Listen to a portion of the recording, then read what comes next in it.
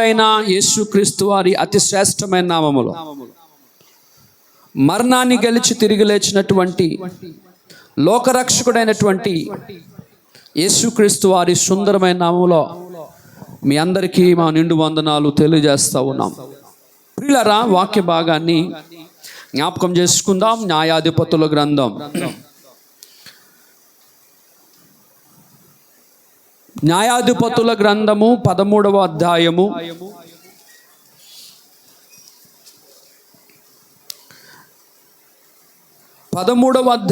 5వ వచనం.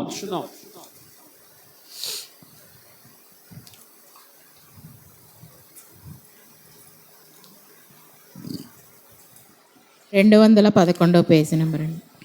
చూడండి, న్యాయాధిపతుల గ్రంథము 13వ అధ్యాయము 5వ వచనము. నీవు గర్భవతి అయి కుమారుని కందువు, అతని తల మీద మంగళ కత్తి వేయకూడదు. ఆ బిడ్డ గర్భమును పుట్టినది మొదలుకొని దేవునికి నాజీరు చేయబడిన వాడే ఫిలిష్తీయుల చేతిలో నుండి ఇశ్రాయేలీయులను రక్షింప మొదలుపెట్టునని ఆమెతో అనగా, ప్రియులారా, దేవాది దేవుడు ఒక వ్యక్తితో మాట్లాడుతూ ఉన్నాడు. ఇదిగో, నీవు గర్భవతి అవుతావు. గర్భవతి అయిన తరువాత ఒక మగబిడ్డ పుడతాడు. పుట్టిన మగబిడ్డ తల మీద మంగళ కత్తి వేయకూడదు, సౌరము చేయించకూడదు. ఆ బిడ్డట గర్భమున పుట్టినది మొదలుకొని, ఎప్పుడంట? గర్భమున పుట్టినది మొదలుకొని అనగా ఆ బిడ్డ గర్భమున పడినది మొదలుకొని అనగా ఆ బిడ్డ పిండముగా రూపింపబడిన ఆ మొదటి దినము మొదలుకొని అతడు దేవునికి నాజీరు చేయబడిన వాడై ఉంటాడు. ఉదయకాల సమయం యొక్క వాక్యము యొక్క ఉద్దేశం ఏంటంటే నాజీరు చేయబడుట. నాజీరు చేయబడుట ఏంటి? నాజీరు పాత నిబంధన గ్రంథములో నాజీరు అనే మాట అక్కడక్కడ కనబడుతుంది. నాజీరు అనగా ప్రతిష్ఠిత లేదా ఏర్పరచబడిన లేదా దేవుడు ఎన్నుకున్నటువంటిది లేదా ప్రత్యేకించబడినది అని అర్థం. ప్రత్యేకించబడినది. ఒక వ్యక్తి కొరకు దేవుడు మాట్లాడుతూ ఉన్నాడు. ఆ వ్యక్తి ఇంకా గర్భమున పిండముగా రూపింపబడలేదు.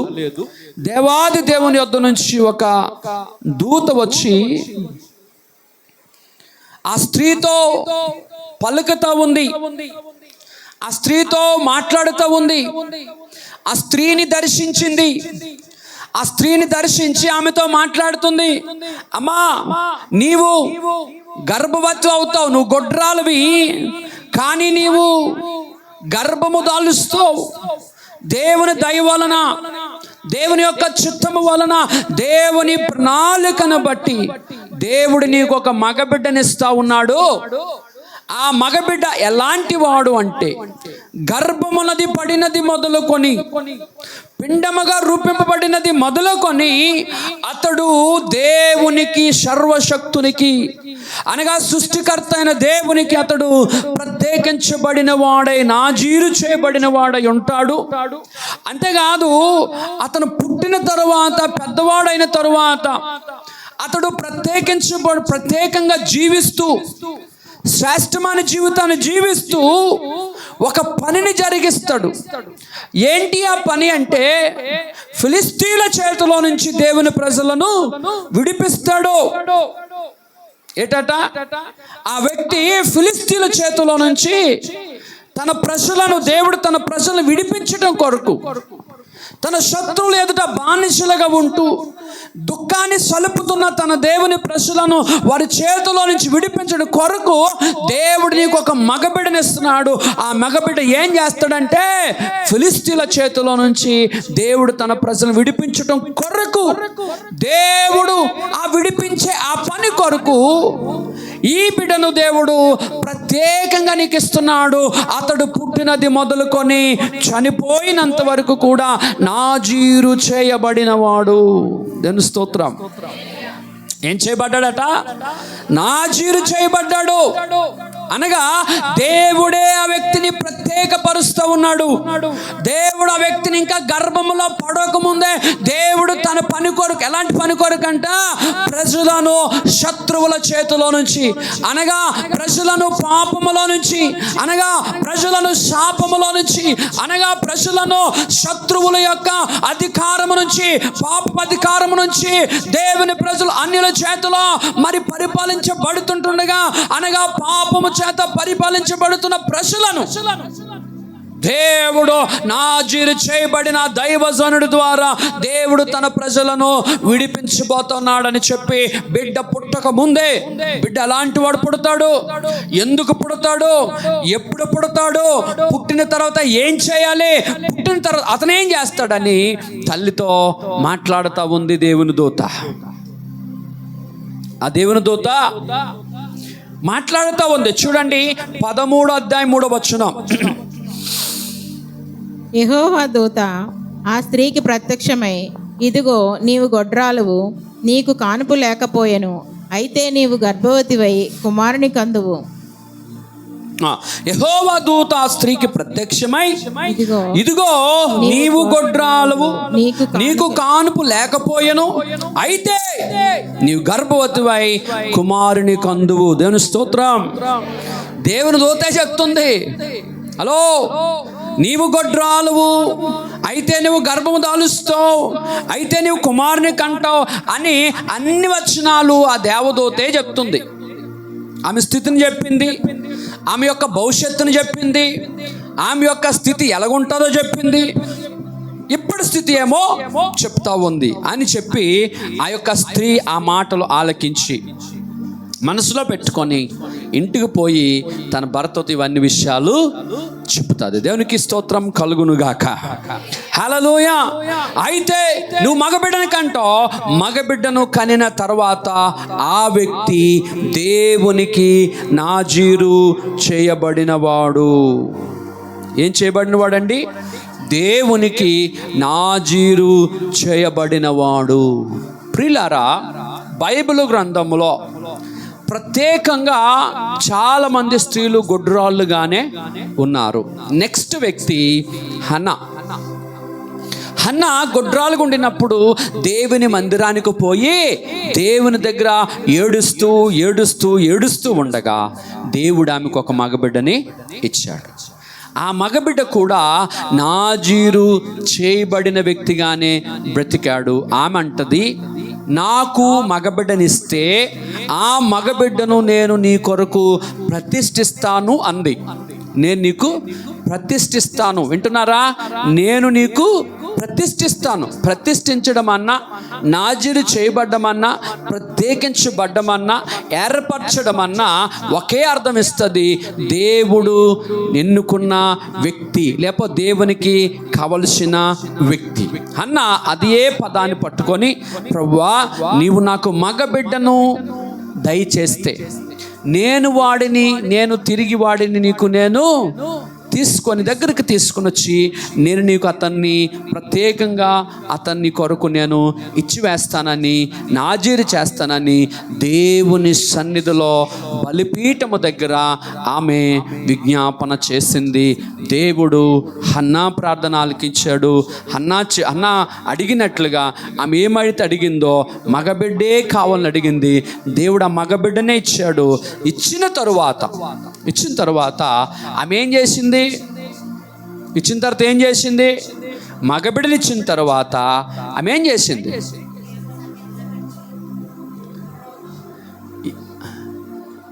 దేవుని సన్నిధిలో ఉంచలేదు. ముందు ఆమెకు మగబిడ్డ ఇచ్చిన తర్వాత దేవుడి మగబిడ్డను నాకు ఇచ్చాడని మరిచిపోలేదు. చాలామంది ఏ కష్టం కొరకు ప్రార్థన చేస్తారో, ఏ అవసరత కొరకు ప్రార్థన చేస్తారో, ఏ వేదన చేత నింపబడి ప్రార్థన చేస్తారో, ఆ సమస్య, ఆ కష్టం గట్టెక్కిపోయినాక ఏంటండి, ఆ కష్టము గట్టెక్కిపోయినాక మనోళ్ళు షాప్ మడతెట్టేస్తారు. సమస్య తీరిపోతుందండి, దేవుడు ఇస్తాడండి, వింటున్నారు అందరూ? స్తోత్రం చెప్పండి. వింటున్నారు? స్తోత్రం చెప్పండి. కష్టంతో ప్రార్థన చేస్తారు, నష్టంలో ప్రార్థన చేస్తారు, ఇబ్బందులో ప్రార్థన చేస్తారు, శ్రమలో ప్రార్థన చేస్తారు. ప్రార్థన చేసి దేవుని దగ్గర అడుగుతారు, ప్రభువా ఇదిగో ఇంత కష్టములు ఉన్నాను, నన్ను జ్ఞాపకం చేసుకో ప్రభువా అని ప్రార్థన చేస్తారు. ప్రార్థన చేసినప్పుడు దేవుడు వారి కన్నీరు చూసి దేవుడు వారికి జవాబు ఇచ్చిన తరువాత, దేవుడు మేలు చేసిన తర్వాత, స్తోత్రం చెప్పండి. ఇంపార్టెంట్ విషయం చెప్తున్నాను, క్రైస్తవులు అందరూ చేసిన పొరపాటు చెప్తున్నాను. క్రైస్తవ బిడ్డలు, దేవుని బిడ్డలు చేసిన పెద్ద తప్పు చెప్తున్నాను. ఏంటి అంటే, కష్టకాలములో ప్రార్థన చేసిన తరువాత, దేవుడు ప్రార్థన వినిన తరువాత, దేవుడిచ్చిన తరువాత వీళ్ళేం చేస్తారంటే దేవునికి ఇచ్చిన మాట మరిచిపోతారు. దేవునికి ఇచ్చిన మాట, పిల్లోడు పుట్టేశాడు. ఏం పుట్టాడు? హన్నాకు కుమారుడు పుట్టాడు. కానీ ఆమె ఏం చేసిందంటే, తను ఏదైతే దేవునికి మాట ఇచ్చిందో, పాలు మానిపించిన తరువాత ఇంక నువ్వు మానలేనట్టుగా ఉన్నాడు. అలాంటి సమయంలో ఆమె దేవునికి ఇచ్చిన మాటను జ్ఞాపకం చేసుకొని పాలు విడవలేని సమయంలో, ఆ సందర్భంలో, వయస్సులో వాడిని తీసుకొని వచ్చి, ఎలా తీసుకుని వచ్చిందండి? మీ సంఖ్యలో పిల్లలు ఉన్నప్పుడు వాళ్ళు మందిరానికి వస్తాను, లేకపోతే స్కూల్కి వెళ్తానంటారా? మందిరానికి వెళ్తానంటారా? చెప్పండి. మందిరానికి వెళ్తాం అంటారు పిల్లలు, ఈ వయసు పిల్లలు అనరా? మన పిల్లలు అనేసే ఉంటారు, ఎందుకు వాళ్ళు రావట్లేదు? వాళ్ళు అనరు. ఆ వయసులో పాడుకునే వయసు. ఆ వయసులో తల్లి ఏం చేసిందంటే, వాడి చెయ్యి పట్టుకొని ఏం చేసింది? ఆడ చెయ్యి పట్టుకొని నువ్వు రారా అని చెప్పి తిన్నంగా తీసుకొని వచ్చి మందిరంలో విడిచిపెట్టి తిన్నంగా ఇంటికి వెళ్ళిపోయింది. ఎంత కర్కశమైన తల్లి అనిపిస్తుంది, ఎంత జాలి లేని తల్లి అనిపిస్తుంది, ఎంత ప్రేమ లేని తల్లి అనిపిస్తుందా లేదా? ఆ బాలుడైన సమయాలకి ఏమీ తెలియదు. అదేంటి, ఇప్పుడు మా అమ్మ వదిలేసి నన్ను ఇక్కడ ఒంటరిని వదిలేసి చిన్నోడిని వదిలేసి నన్ను వదిలేసి వెళ్ళిపోతుంది అని చెప్పి మనసులో అనుకొని బాధపడే ఉంటాడు. తల్లి కూడా తన మనసుని చంపుకొని వీడిని దేవుని దగ్గర పెంచాలి. స్తోత్రం చెప్పండి. వీడిని ఎక్కడ పెంచాలి? దేవుని సన్నిధిలో పెంచాలి. నేను దేవుని సన్నిధిలో పెంచాలని, దేవునికి ఇస్తానని నేను దేవునికి మాట ఇచ్చాను కనుక ఆ మాట చొప్పున వాడిని చిన్న వయసులో తీసుకుని వచ్చి దేవుని బలిపీఠము దగ్గర ఏలీ అనబడుతున్న ఒక దైవజనుడి దగ్గర సమక్షములో విడిచి మనసు చంపుకొని ఇంటికి వెళ్ళింది. కొన్ని దినాల తర్వాత పెద్దవాడయ్యాడు. ఎంతవాడయ్యాడు? పెద్దవాడైన తర్వాత ఆ మన దగ్గరికి వచ్చి, అమ్మా నీ బిడ్డ దేశానికి గొప్ప ప్రవక్త అయ్యాడని ఆ నోట చెప్పినప్పుడు ఆ కర్కశమైన తల్లి, గుండెలో వేదన, బాధను, ప్రేమను చంపుకున్న తల్లి ఆ రోజు ఆ మాటలు విని ఎంత సంతోషపడి ఉంటుందో. ఆ రోజు ఆ తల్లి అలా చేయకపోతే, ఆ రోజు ఆ తల్లి దేవునికి ఇచ్చిన మాట నిలబెట్టుకోకపోతే, ఆ రోజు ఆ తల్లి దేవుని మందిరంలో బిడ్డను విడిచిపెట్టకపోతే, ఆ బిడ్డ మందిరంలో పెరగకపోతే, లోకములో పెరిగితే పాడైపోయి చరిత్రహీనుడిగా, చరిత్రలో భ్రష్టుడిగా తయారవును.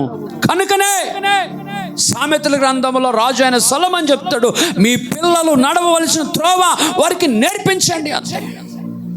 పిల్లలను దేవుని మందిరంలో పెంచడం అనేది తల్లి బాధ్యత. పిల్లలను దేవుని సమక్షానికి తీసుకొని రావాల్సిన బాధ్యత తల్లిదే. అన్న తీసుకొచ్చింది, అలా ఆయన తీసుకొచ్చాడంటే అన్నయ్య తీసుకొచ్చింది. రా, ఆట లేదు, పాట లేదు. ఇప్పుడేమో బైక్ కొనిస్తావు, ఆడేమో దేశ దిమ్మర్లా తిరుగుతూ ఉంటాడు.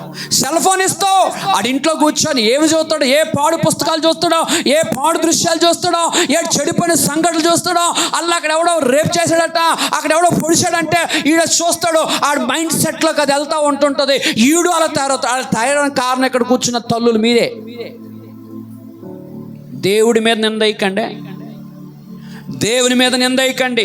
హన్న ఏం చేసింది? బలవంతంగా తీసుకొని వచ్చింది. బలవంతంగా తీసుకొని రండి మందిరానికి పిల్లలను. ఒకరోజు ఒక ఆయన ఒక స్టోరీ చెప్తా ఉన్నాడు. తల్లి తండ్రి యవ్వనస్తున్న ఆడపిల్ల మగ వయసున బాబుని ఇంట్లో విడిచిపెట్టి ఈ తల్లి తండ్రి వారమంతా ఉద్యోగం చేసుకొని పిల్లలు కూడా వారమంతా కాలేజ్కో స్కూల్స్కో పోతూ ఉండేవారు. వీళ్ళు ఏం చేసేవారంటే ఆ పిల్లలే కదా అని చెప్పేసి ఈ అన్న చెల్లెలు ఇంట్లో విడిచిపెట్టేసి ఈ తల్లిదండ్రి కలిసి మందిరానికి వెళ్ళిపోతుండేవారంట. ఈ పిల్లలు వాడొక సెల్ ఫోన్ ఈమె సెల్ ఫోన్ పట్టుకొని చూడరాని దృశ్యాలు చూస్తూ చూడరాని సంఘటనలు చూస్తూ మనసులను చెరిపేసుకొని మనసులను పాడు చేసుకొని ఏమవుతారంటే ఒకనొక రోజు ఆ అన్నాతమ్ములు అనబడుతున్నటువంటి ఒక కుటుంబంలో పుట్టినవారు, ఒక తల్లిదండ్రులకు పుట్టినవారు చూడరాని దృశ్యాలు చూసి వీరు అదే గదిలో పాపము చేయటానికి మూల కారణమయ్యి పాపిష్టులైపోయి బ్రతుకుని పాడు చేసుకున్నారు. ఈ స్టోరీ పెద్ద దైవజనుడైన ఒక ఆయన హైదరాబాద్లో ఒకరోజు నేను చెప్తుంటే నేను చూశాను. ఫోన్లో చూసినా నా మెసేజ్ చెప్తున్నాడు ఆయన. వాళ్ళిద్దరూ అలాగ తయారవడానికి కారణం ఏంటంటే తల్లిదండ్రే. కారణం వారి పట్ల బాధ్యత లేదు, వారి పట్ల నీకు దైవికమైన భయం లేదు. అయ్యో నా పిల్లలు చదవాలి, నా పిల్లలు బాగోవాలనుకుంటున్నా కానీ నా పిల్లలు దేవుని సన్నిధిలో ఉండాలని అనుకోవట్లేదు. నా పిల్లలు దేవుని సన్నిధిలో ఉండాలి, నా పిల్లలు పెద్దవాళ్ళు అవ్వాలి, నా పిల్లలు ప్రయోజకులు అవ్వాలి, నా పిల్లలు ప్రార్థనా పరులు అవ్వాలి, నా పిల్లలు ఉన్నతమైన జీవితాలు పరిశుద్ధతలో ఉండాలి, నా పిల్లలు దేవుళ్ళు ఎదగాలి, దేవుని కొరకు ఉపయోగపడాలి అనుకోవట్లేదు. మన పిల్లలు ఎప్పుడు బాగా చదవాలి, ఎప్పుడు బాగా సంపాదించాలి. ఏమండి మీ అందరికీ తెలిసిన సత్యం పిల్లలకి చెప్పరా? సంపాదించిన డబ్బు, సంపాదించిన హోదా, సంపాదించిన మేడ, సంపాదించిన మిద్దులు, సంపాదించిన పేరు ప్రఖ్యాతులు ఏవైనా పరలోకానికి వస్తాయా అని ఈ రోజైనా పిల్లలతో చెప్పారా? అరే బాబు, ఆదివారం నీ డబ్బులు నాకెందుకురా, ఆదివారం నువ్వు ఉద్యోగానికి వెళ్ళప్ప, నువ్వు కాలేజీకి వెళ్ళప్ప, నువ్వు స్కూల్కి వెళ్ళకపోయినా ఆదివారం నాతో పాటు మందిరానికి రారా బాబు అని చెప్పి ఆ పిల్లలను దేవుని సన్నిధిలో పెంచవలసిన ఉన్నతమైన బాధ్యత, పెంచవలసిన దైవికమైన బాధ్యత, పెంచవలసినటువంటి లెక్క ఆలోచన దేవుడు నీ మీదే పెట్టాడు. ప్రియులారా, నేను అంటున్నాను, వాస్తవం చెప్తున్నాను, నీ ఆలోచన విధానంలోనే పిల్లలు పక్కకి జరుగుతూ ఉన్నారు. పిల్లలకి డైరెక్ట్గా ఖండితంగా చెప్పాలి, ఆదివారం అనగా ప్రభు దినాన్న దేవునితో గడిపితే. ఎవరు దేవులు ఉన్నారో చెడిపోయినట్టుగా నేను చూడలేదు. ఎవరు దేవునిలో ఉన్నారో వారు చెడిపోయినట్టుగా నేను చూడలేదు. ఎవరు దేవునితో లేరో వారు బాగుపడినట్టుగా కూడా నేను చూడలేదు. యెహోవాను విడిచి తిరుగువానికి శ్రమలు విస్తరించును. సామెతల గ్రంథం కీర్తనలు 16వ అధ్యాయంలో ఉంటుంది, యెహోవాను విడిచి తిరుగు వారికి శ్రమలు విస్తరించును. దేవుని సన్నిధిలో లేరు. ఒకరోజు నేను ఒక అబ్బాయికి చెప్పాను, రే మందిరం మానుకో అని ఎన్నిసార్లు చెప్పానంటే అన్నిసార్లు చెప్పాను. ఈరోజు ఎంత అయ్యాడు, అరే మందిరికి రా అంటే నేను ఎక్కడ కనబడితే నన్ను దూరాన్ని చూసి ఆ పక్క సందులోంచి పోతా ఉన్నాడు. ఈరోజు ఏడుస్తూ ఒక మూల కూర్చున్నాడు, ఇంట్లో ఏడుస్తూ ఉన్నాడు. ఎందుకు ఏడుస్తున్నాడంటే ఆ బాల్య దశలో చెప్పిన మాట వెనుక ఈరోజు లోకములో, వ్యసనములో అన్ని అలవాట్లకి బానిస అయిపోయి చివరికి జీవితాన్ని, శరీరాన్ని, మనసుని, భవిష్యత్తుని పాడు చేసుకొని జీవితం శూన్యమైపోయి ఒక మూలను కూర్చొని ఏడుస్తూ ఉన్నాడు. జాగ్రత్త, మీ పిల్లలను దేవుని సన్నిధిలో నాజీరు చేయబడిన వారుగా, దేవునికి మొక్కుకున్న వారుగా, దేవుని సన్నిధికి తీసుకొచ్చేవారుగా, వారు భవిష్యత్తు లేదా వారి యొక్క బాధ్యత దేవుడు మీ మీదే పెట్టాడు. ప్రియ తల్లులారా జాగ్రత్తగా వినండి. ఈ తల్లి అంటుంది, ప్రభువా నీవు నాకు మగబిడ్డనిస్తే ఖచ్చితంగా నిశ్చయంగా నేను వాడిని తీసుకొని వచ్చి మీ సన్నిధిలో ఉంచుతానన్నది. కొన్ని సంవత్సరాలు అయింది, కొన్ని దినాలు అయింది. ఆ బిడ్డని పుట్టాడు. బిడ్డను తీసుకొని వచ్చి దేవుని మందిరంలో పెంచింది, దేవుని సన్నిధిలో అప్పగించింది. అతడు నాజీరు చేయబడిన వాడుగా, అతడు ప్రత్యేకింపబడిన వాడుగా దేవుని కొరకు నిలుచున్నాడు. పెద్దవాడైనప్పుడు ఇశ్రాయేలు దేశానికి మొట్టమొదటి ప్రవక్తగా చరిత్రలో లిఖించబడ్డాడు. దైవజనుడైన సమయంలో మొట్టమొదటి ప్రవక్త. నీ పిల్లలు మొట్టమొదటి స్థానంలో ఉండాలనుకుంటున్నావా? నా పిల్లలు మొట్టమొదటి పొజిషన్ ఉండాలనుకుంటున్నావు. కానీ తల్లి మీరు చేసి దేవుడి దగ్గర కూడా లెక్క అప్పచెప్పాలి. పాస్టర్ గారు అలాగే చెప్తారండి, మా పిల్లలంటే కిట్టదండి, మా పిల్లలంటే నచ్చదండి, మా పిల్లలు బాగా తిరుగుతుంటే చూసి వారవలేడండి పాస్టర్ గారు. మంచిది అమ్మ. ఒకరోజు మా నాన్న ఒక మాట చెప్పేవాడు. ఎప్పుడు కూడా మా నాన్నగారు ఒక మాట చెప్పేవాడు. ఏం చెప్పేవాడు అంటే, గురుగా ఏ కట్టె నిప్పుంటే ఆ కట్టే కాలుతుంది, నువ్వు మౌనంగా ఉండనివాడు. ఏ కర్రకే, అవునా కదా, ఏ కర్రకు నిప్పు ఉందో అదే కాలుతూ ఉంటుంది కానీ అనివాడు. ఎవరు గర్విస్తారో, ఎవరు అతిశయిస్తారో, ఎవరు దైవజనుడి మీద తిరగబడుతుంటారో, ఎవరు దైవజనుడు మాట రాలే పాడవుతారు, ఎవరు మాట విన రాలే పాడవుతుంటారు. మిగతా వాళ్ళు పాడవరు, దైవజనుడు పాడవడా. అర్థమవుతుందా? ఎవరు మాట వినరు. జాగ్రత్త ప్రియులారా. ఇంకొక వచ్చిన భాగంలో తీసుకెళ్తున్నాను. లూకా సువార్త 1వ అధ్యాయము. ఇక్కడ కూడా ఒక ఆయన నాజీరు చేయబడిన వ్యక్తిగా కనబడతాడు. ఆయన పేరే యేసయ్య. హల్లెలూయా. ఆయన కూడా దేవునికి నాజీరు చేయబడిన వ్యక్తిగా, అతడు ప్రత్యేకించబడిన వాడుగా, దేవుని పని కొరకు ప్రత్యేకించబడిన వానిగా ఆయన కనబడుతూ ఉంటాడు. ప్రియులారా, సారీ, 1వ అధ్యాయం 13వ వచనం. యేసుక్రీస్తు ప్రభు వారికి ముందు యోహాను గారు కొరకు రాయబడుతుంది. చూడండి, 1వ అధ్యాయము 13వ వచనం, 13వ పేజీ నెంబర్ అండి. అప్పుడు ఆ దూత అతనితో, జకర్యా భయపడకము, నీ ప్రార్థన వినబడినది, నీ భార్య అయిన ఎలిజబెత్ నీకు కుమారుని కనును, అతనికి యోహాను అని పేరు పెట్టుదువు. అతడు ప్రభు దృష్టికి గొప్పవాడై ద్రాక్షారసమైనను అతడు ప్రభు దృష్టికి గొప్పవాడై ద్రాక్షారసమైనను మద్యమైనను త్రాగక తన తల్లి గర్భమున పుట్టినది మొదలుకొని పరిశుద్ధాత్మతో నిండుకొనిన వాడై ఇశ్రాయేలులో అనేకులను ప్రభువైన వారి దేవుని వైపునకు త్రిప్పును. చాలు. హల్లెలూయా. దేవుని స్తోత్రం. దేవదూత వచ్చి జకర్యాతో మాట్లాడుతూ ఉంది. 3వ వ్యక్తి కొరకు నేను మాట్లాడుతున్నాను. మొదటి వ్యక్తి సంసోను, 2వ వ్యక్తి సమూయేలు, 3వ వ్యక్తి యోహాను గారు. యోహాను గారు తండ్రి అయిన జకర్యాతో దేవుని దూత మాట్లాడుతూ ఉంది. జకర్యా, నీ భార్య గర్భవతి అయి కుమారుని కంటది. అతడు ఏం చేస్తాడట? అతడు పుట్టినది మొదలుకొని, జగత్ చూడండి 14వ వచనం, అతడు ప్రభు దృష్టికి గొప్పవాడై, అతడు ప్రభు దృష్టికి గొప్పవాడై ద్రాక్షారసమైన మద్యమైనను త్రాగక తన తల్లి గర్భమున పుట్టినది మొదలుకొని. ఎప్పటి నుండి అండి? తన తల్లి ఎప్పటి నుంచి? తల్లి గర్భమున పుట్టినది మొదలుకొని. న్యాయాధిపతుల గ్రంథములో సంసోను కోసం కూడా ఆయన గర్భమున పుట్టినది మొదలుకొని, ఇక్కడ గర్భమున పుట్టినది మొదలుకొని పరిశుద్ధాత్మతో నిండుకొనిన వాడై ఇశ్రాయేలీయులలో అనేకులను ప్రభువైన వారి దేవుని వైపునకు త్రిప్పును. చాలు. దేవుని స్తోత్రం. ఈయన ఏం చేస్తాడట?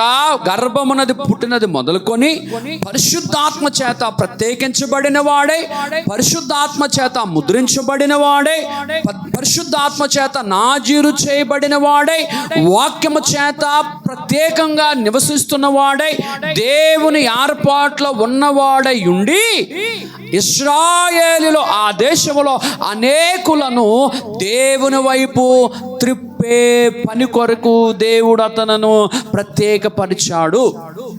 హల్లెలూయా. యోహాను గారిని ఒక ప్రత్యేకమైన పని కొరకు దేవుడు ప్రత్యేకించాడు. దాని పేరే నాజీరు చేయబడుట.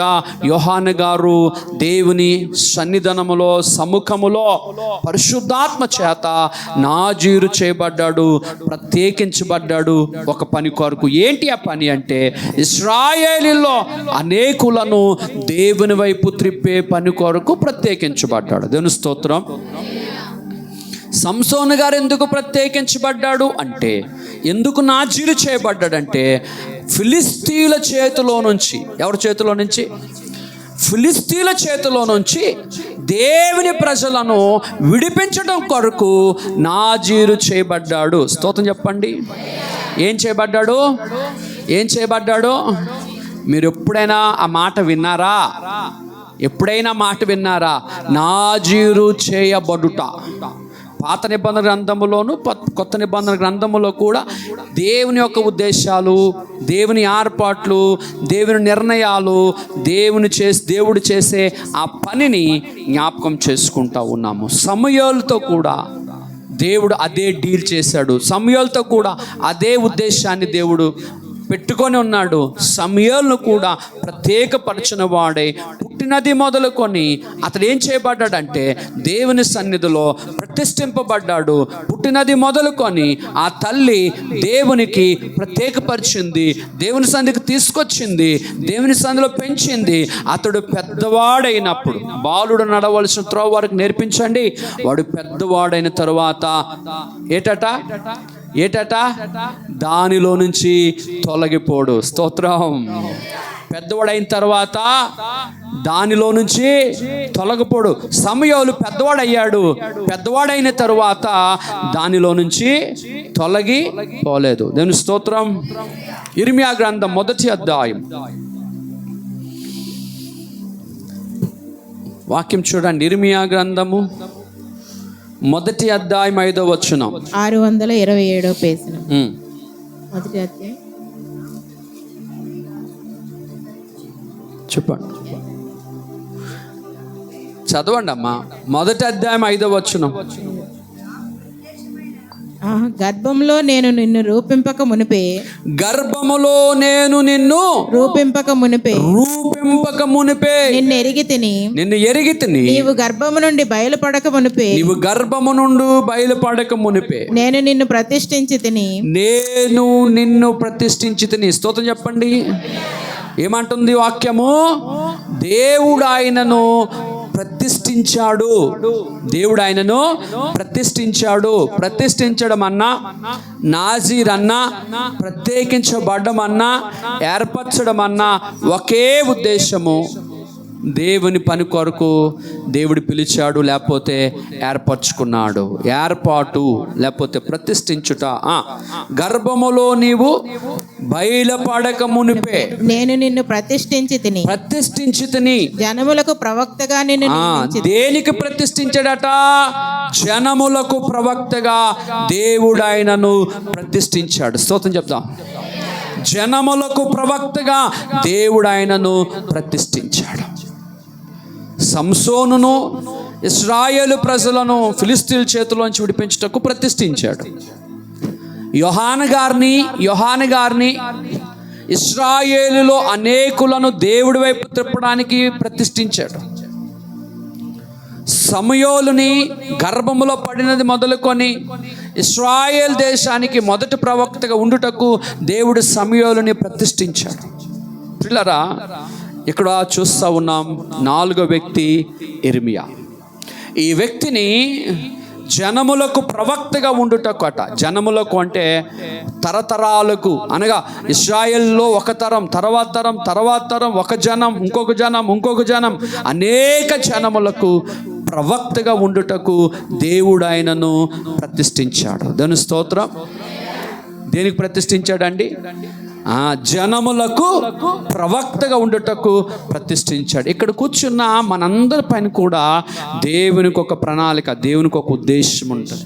ఒకరిని ప్రవక్త అయితే, ఒకరును విడిపించు నాయకుడైతే, ఇంకొకరిను ప్రార్థన చేసే వ్యక్తి అయితే, ఇంకొకరిను ఉపకారం చేసే వ్యక్తి, ఇక్కడ కూర్చొని అందరినీ దేవుడు ఏదో ఒక పని కొరకు ప్రతిష్ఠిస్తూ వస్తాడు, ఏర్పరుస్తూ వస్తాడు.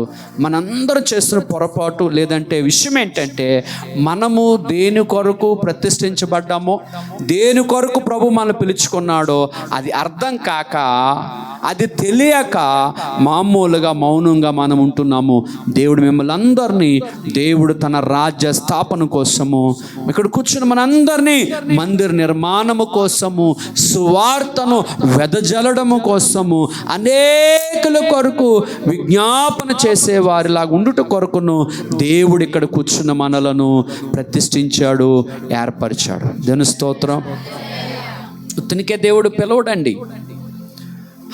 అన్నయ్య ఉత్తనికే బిడ్డని ఇవ్వలేదు. ఇర్మియాను ఉత్తనికే భూమి మీదకి తీసుకొని రాలేదు. ఎలిజబెత్కి వృద్ధాప్యములో దేవుడు ఉత్తనికే పిల్లలు ఇవ్వలేదండి. వృద్ధాప్యం ముసలితనములో దేవుడు ఎలిజబెత్కి పిల్లల్ని ఇచ్చాడు. ఎందుకు ఇచ్చాడు అంటే, దేవుడు తన పనిని జరిగించడం కోసం, దేవుని ప్రణాళిక నెరవేరడం కోసం, దేవుని పని, దేవుని రాజ్య స్థాపన జరగటం కొరకు దేవుడు ప్రతిదీ ఇస్తాడు, ప్రతిష్ఠిస్తాడు. దేవుని స్తోత్రం. హల్లెలూయా. చూడండి, సామెతల గ్రంథం 20వ అధ్యాయము 25వ వచనం.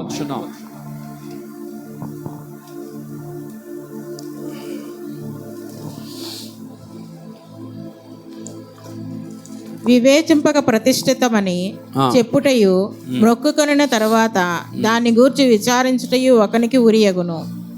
చాలు ప్రియులారా, మ్రొక్కుకొనిన తరువాత, వింటున్నారా?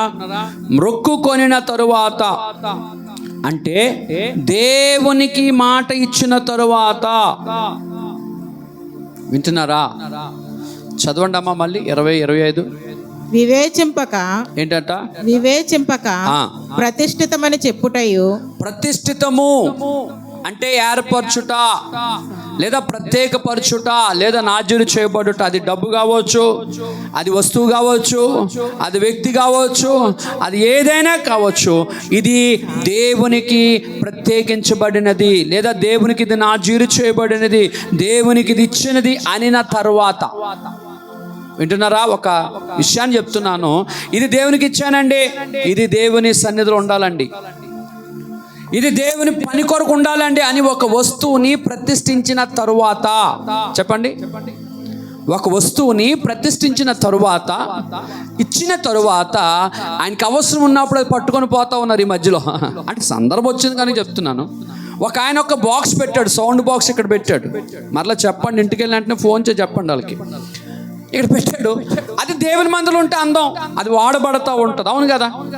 ఈ వస్తువు ఇంటికి తీసుకెళ్ళి పెడితే ఏమవుతుంది అంటే, సందర్భం వచ్చింది కానీ చెప్తాను. కొంటాం, రేపు మాపు కొనుక్కుంటాం. దేవుడు ఎవరో ఒకరిని సందర్భం చెప్తున్నాను. ఒక వస్తువు సౌండ్ బాక్స్ ఇక్కడ పెట్టాడు, మళ్ళీ ఇంటికి కావాల్సినప్పుడు పట్టుకెళ్తున్నాడు, తెత్తర పట్టుకు. ఎందుకు పట్టుకెళ్తే ఆడు ఉంచేసుకని చెప్పా. స్తోత్రం చెప్పండి. అన్న మందిరాన్ని తీసుకొచ్చి ఆ సమయం నాకు కావాలా, సమయం నాకు కావాలా, ఇంటికి తీసుకెళ్ళి బాగా మేపి ఒక 6 నెలలు 2 నెలలు మేపి తీసుకొచ్చి మళ్ళీ మందిరం. అలాగే చేయరండి. ఎవరో నేను ఎక్కడ చూడలేదు అసలు చేసిన వాళ్ళని. మన మందిరంలో తప్ప ఏ మందిరంలో చేయడు నేను చూడలా, నా జీవితంలో చూడలేదు. సరే 10 సార్లు పట్టుకెళ్తే ఆడమెందుకమ్మా, ఉంచుకోండి అన్న. అక్కడ అది లేకపోతే దేవుడు ఇక్కడ కొత్త వస్తువు పెడతాడు. దేవుని స్తోత్రం కదండి. అవును కదా? దేవునికి అసాధ్యమైనది లేదు. హల్లెలూయా. ఇస్తాడు కూడా. వీళ్ళు రేచాలనుకుంటే కొనగలదు, అలా సీన్ అనుకుంటే కొనగలదు, అలా పెద్ద అనుకుంటే కొనగలదు. మీరు ఎవరు అనుకున్న ఒక బాక్స్ కొని పెట్టగలరు. ఇక్కడ మీరు ఎవరు అనుకున్న ఒక బాక్స్ కొని పెట్టగలరు. ఈయనంటుంది ప్రతిష్ఠించిన తరువాత. చెప్పండి ఏటట?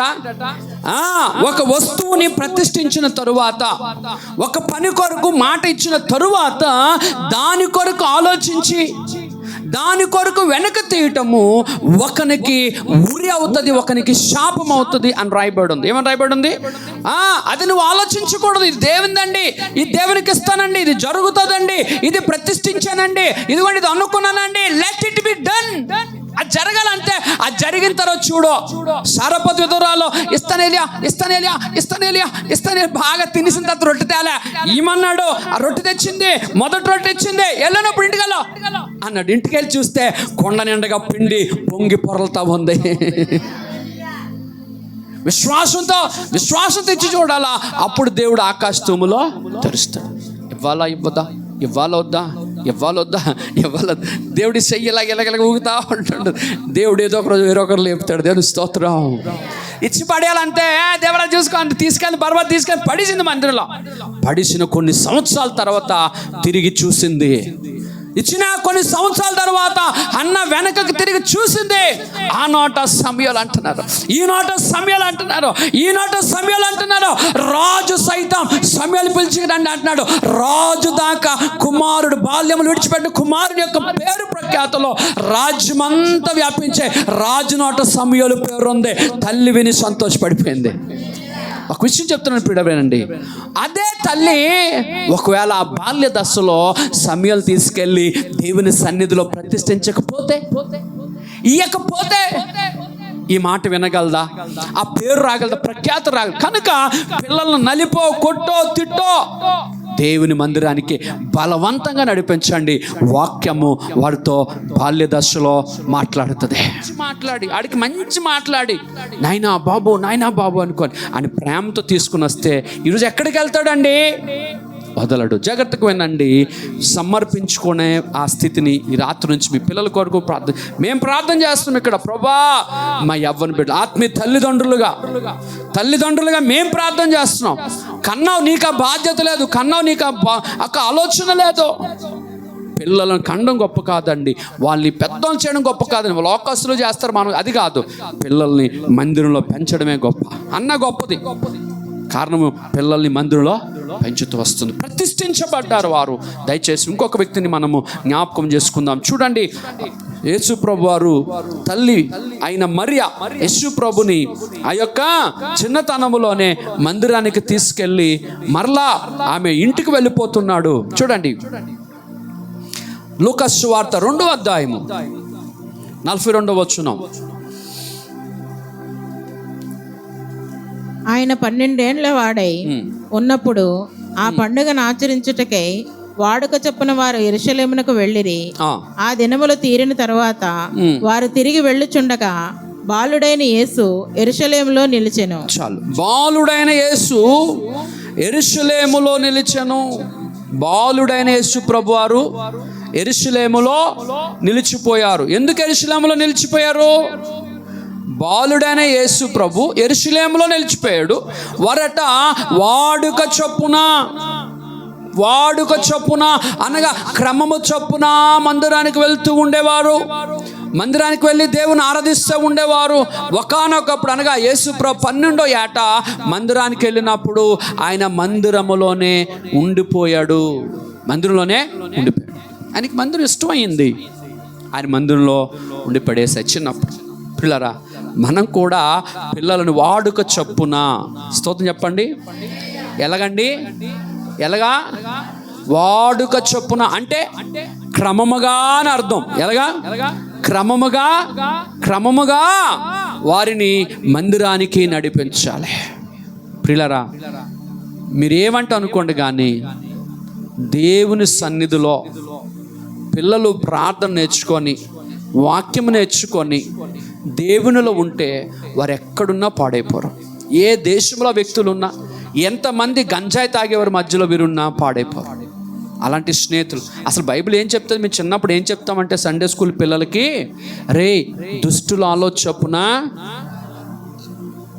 నువ్వు అసలు వాళ్ళతో స్నేహం చేయకని మేము బోధిస్తాం. సండే స్కూల్ అందుకే పెడతాం. సండే స్కూల్లో పిల్లలకి ఏమి నేర్పిస్తాం? నీవు వాళ్ళతో తిరగకూడదు, వీళ్ళతో తిరగకూడదు అని నేర్పిస్తారు.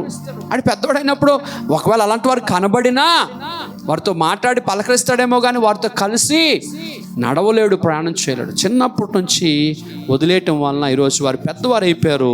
ఈరోజు వారితో తిరుగుతూ ఉన్నారు. నువ్వు అడిగావు అనుకో, నువ్వు ముందు వెళ్ళే అంటారు. అర్థమవుతుందా? ముగిస్తున్నాను పిల్లరా. సంసోను చిన్నతనములోనే అనగా తల్లి గర్భములో పడిన రోజే నాజీరు చేయబడ్డాడు, ప్రత్యేకించబడ్డాడు. మనము కూడా మన పిల్లలను ప్రత్యేకపరచాలి, నాజీరు చేయాలి. మీరు మీ పిల్లలకి మీద చేతులుంచి ప్రార్థన చేయాలి. ప్రభా, నా పిల్లలు నీ సన్నిధానములు. ఏంటి పాస్టర్లు అయిపోయిన అవసరం లేదండి. ఏంటి పాస్టర్లే పరలోకానికి వెళ్తా, నీ పిల్లలు పరలోకానికి వెళ్ళొద్దా?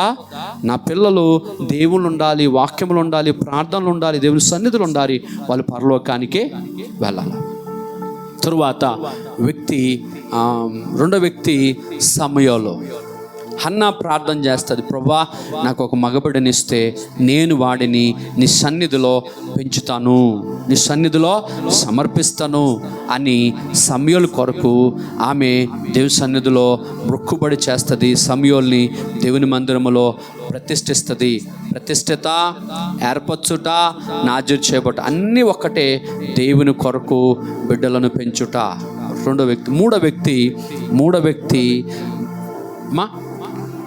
మూడో వ్యక్తి యోహాను గారు ఎలిజబెత్ వృద్ధాప్యములో కంటది. జకర్యాతో దేవుడు మాట్లాడతాడు, జకర్యా, నీ భార్య గర్భాన్ని దాలుస్తుంది, నువ్వు మగబిడ్డను కంటావు, అతని పేరు యోహాను అని పెడతావు. అతడు ఏం చేస్తాడంటే ఇశ్రాయేలులో ఉన్న అనేకులను దేవుని వైపు త్రిప్పుతాడు. ఆయన పని, ఈ పని కొరకు, త్రిప్పే పని కొరకు, దేవుని వైపు ప్రజలు త్రిప్పే పని కొరకు దేవుడు యోహాను గారిని ప్రతిష్ఠించాడు, అనగా నాజీరు చేయబడ్డాడు. అర్థమవుతుందండి? ఇంకొక వ్యక్తి ఇర్మియా గ్రంథంలో ఉంటాడు. ఆయన పేరు ప్రవక్త అయిన ఇర్మియా. అని అంటాడు, ఇదిగో నీవు తల్లి గర్భమునది పుట్టినది మొదలుకొని పడినది మొదలుకొని జనములకు ప్రవక్తగా. దేనికి ప్రవక్తగా చెప్పండి? దేనికి ప్రవక్తగా? జనములకు ప్రవక్తగా ఉండుటకు దేవుడు నిన్ను ఏర్పరిచాడు, ప్రతిష్ఠించాడు, నాజీరు చేయబడ్డా.